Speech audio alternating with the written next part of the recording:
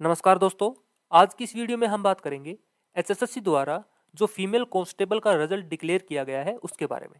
ठीक है, देखो भाई, गड़बड़ी तो यहाँ पर हुई है और काफ़ी बड़ी गड़बड़ी यहाँ पर नज़र आ रही है, चाहे वो नॉर्मलाइजेशन को लेकर हो या फिर जो एक्स्ट्रा नंबर है उनको लेकर। सभी पर एक एक करके बात करेंगे, लेकिन सबसे पहले हम समझ लेते हैं कि जो नॉर्मलाइजेशन है वो आखिर किस तरीके से हुआ है और यहाँ पर एचएसएससी ने यहाँ पर नया खेल क्या किया है। ठीक है, सबसे पहले हम समझ लेते हैं नॉर्मलाइजेशन। यहां पर आप एक पब्लिक नोटिस देख पा रहे होंगे, ये एचएसएससी के द्वारा जारी किया गया था 21 सितंबर को। ठीक है, 21 सितंबर को एचएसएससी ने इसको जारी किया था। ठीक है, यहां पर आप देख पा रहे होंगे। इसमें क्या बोला गया था कि जो नॉर्मलाइजेशन प्रोसीजर है वो यहां पर डिस्कस किया गया था। अब मैं नॉर्मलाइजेशन का एक आसान भाषा में समझा देता हूं कि यहां पर होता क्या है नॉर्मलाइजेशन में। ठीक है, मान लो हमारे पास 2 शिफ्ट है। ठीक है, जो पेपर है वो 80 नंबर का है। ओके, अब नॉर्मलाइजेशन कैसे निकालते हैं, परसेंटाइल बेस पे यहां पर होता है। ठीक है, पहली शिफ्ट थी थोड़ी सी आसान और जो दूसरी शिफ्ट थी वो थोड़ी सी मुश्किल थी। ठीक है, हम मान लेते हैं पहली शिफ्ट में जो कैंडिडेट्स हैं ना, 6 कैंडिडेट्स थे जिन्होंने पेपर दिया। ठीक है, पहले कैंडिडेट के आए हैं कितने, 70 नंबर।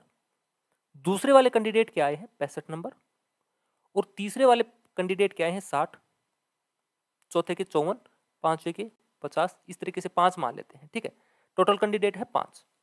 दूसरे वाली शिफ्ट में भी दूसरी थोड़ी सी इजी थी, इसलिए उसमें थोड़े से कम नंबर, दूसरी थोड़ी सी टफ थी इसलिए थोड़े से कम नंबर आए उसमें। मान लेते हैं इसमें आए हैं 65, दूसरे वाले ने लिए है 60, तीसरे ने लिए है 55, चौथे ने लिए है 50 और पांचवें ने लिए है 45। ठीक है, सिर्फ एग्जाम्पल के तौर पे मैं आप लोगों को बता रहा हूं। ये जब हम बड़े पैमाने पर इसको देखेंगे, यानी कि जब ये यहाँ पर संख्या ज़्यादा हो जाएगी तो यहाँ पर पॉइंट पॉइंट का फर्क भी देखने को मिलेगा। ठीक है, मैं यहाँ पर बता देता हूँ।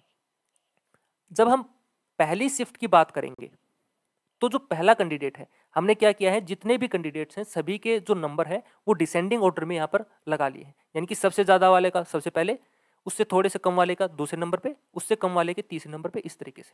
ठीक है, जो पहला कैंडिडेट है यहाँ पर, यानी कि जिसने सबसे ज़्यादा यहाँ पर नंबर स्कोर किया है, कितने में से, 6 में से, यानी कि कितने हैं, 6। यहाँ पर 5 है, 2 तो 4 और 1 5, 5 की हम बात कर रहे हैं, 5 में हम निकाल लेते हैं।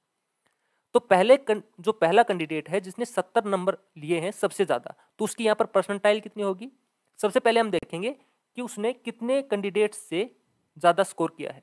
तो कैंडिडेट कितने हैं यहाँ पर, 5 है, तो यानी कि 5 में सबसे ज्यादा स्कोर किया है उसने।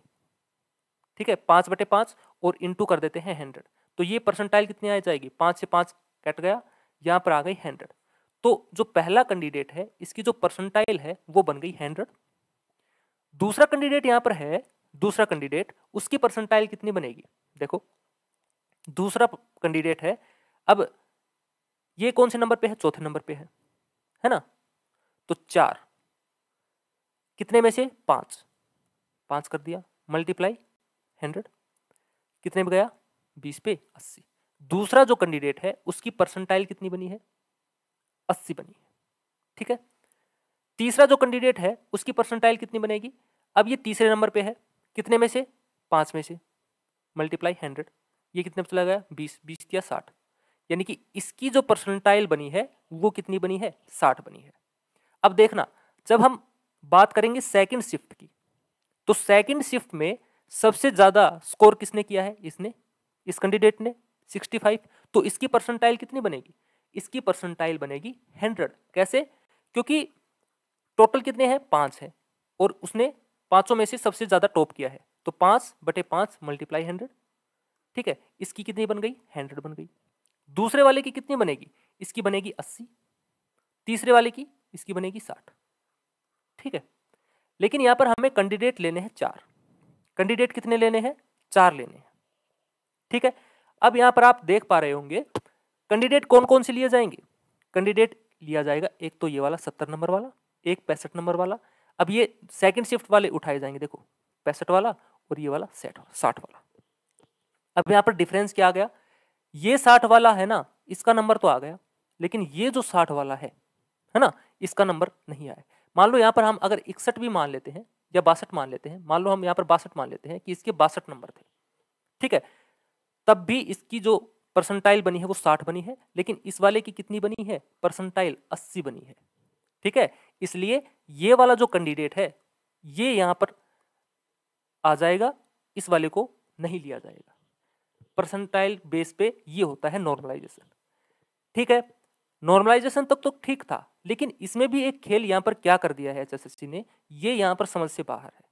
यहां पर ये क्या किया है, देखो मैं ईडब्ल्यूएस कैटेगरी की बात कर रहा हूं, जिसके ऊपर यानी कि यहां पर न्यूज आ रही है बार बार कि जो एक 3 कैंडिडेट्स की बात कर रहा हूं, पहला, दूसरा और तीसरा, 3 कैंडिडेट्स हैं।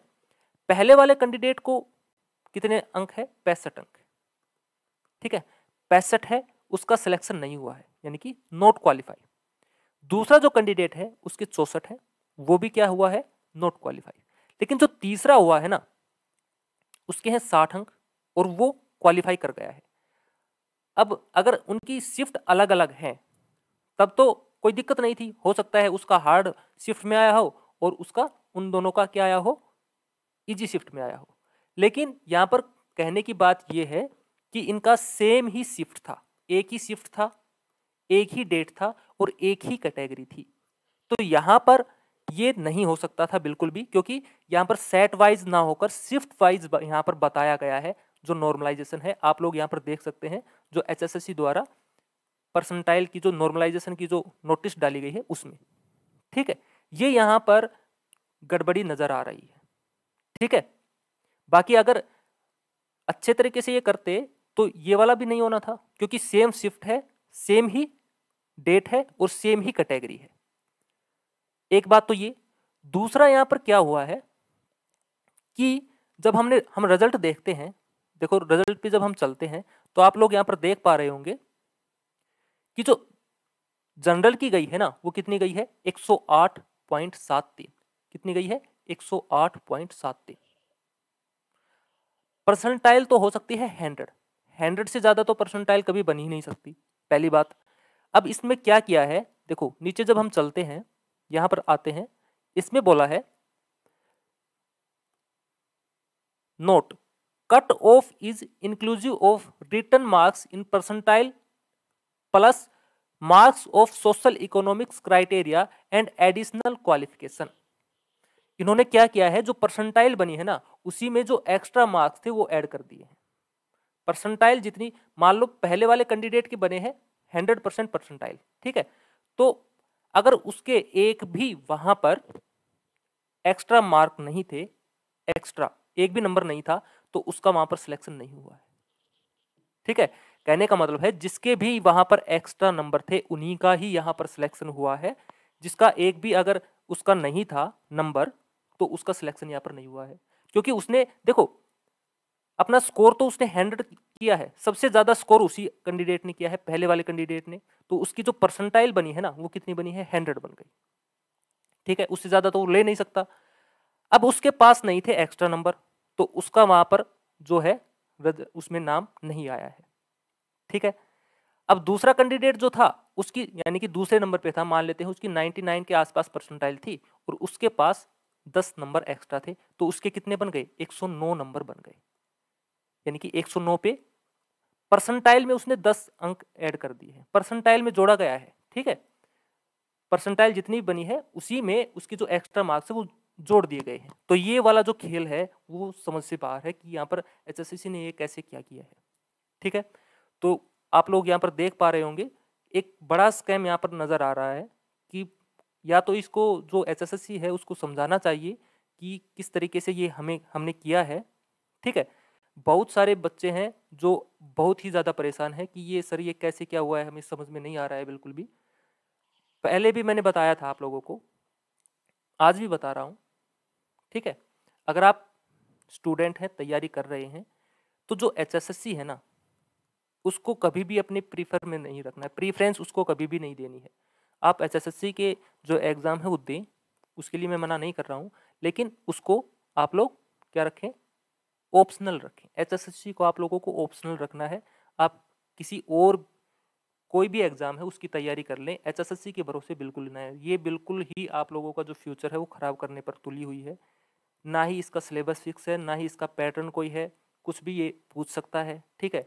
आप लोगों को क्या करना है, कोई भी जो एग्ज़ाम है उसकी आप लोग एक्स्ट्रा अलग से जो एग्ज़ाम है उसकी तैयारी आप लोग करो, साथ में आप लोग एचएसएससी दे सकते हैं, ठीक है। सिर्फ एचएसएससी क्या है, एक जो हरियाणा जीके है वो आप लोगों को तैयार रखनी है, बाकी जो भी होता है वो सारा सिलेबस एचएसएससी का है, ठीक है। एचएसएससी में कुछ भी पूछ सकते हैं, वो हमें नहीं पता, लेकिन अगर आप यानी कि मान लो सेंटर की तैयारी कर रहे हो, एसएससी की कर रहे हो, बैंकिंग की कर रहे हो या फिर रेलवे की कर रहे हो, तो उनमें कम से कम सिलेबस तो फिक्स है। आप उनकी भी तैयारी रखें, साथ में एचएसएससी की आप लोग वैसे एग्ज़ाम दे सकते हैं। अगर होना होगा तो वैसे भी हो जाएगा, अगर आप लोगों की तैयारी अच्छी है। कम से कम उनके जो आपका ऑप्शन तो रहेगा दूसरा, ठीक है। तो कहने का मतलब है ये है कि पिछले 2 साल से काफ़ी बच्चे तैयारी कर रहे थे, उनका अभी तक कहीं पर भी एचएसएससी में नहीं हो पाया है। और ऐसा भी नहीं है कि उन्होंने तैयारी नहीं की है, काफ़ी अच्छी तैयारी होने के बावजूद भी उनका नाम नहीं आ पाया है, क्योंकि ना उनके पास एक्स्ट्रा नंबर थे और ना ही उनका लक इतना अच्छा था कि जब नॉर्मलाइजेशन हुआ तो उनका वहाँ पर नाम आ पाया, ठीक है। तो कहने की बात यह है कि आप लोगों को अलग से भी, इसके अलावा भी आप लोगों को तैयारी रखनी चाहिए। बाकी अब क्या करती है एचएसएससी वो तो वो ही जाने, ठीक है। तो आज के लिए इतना ही। Thank you.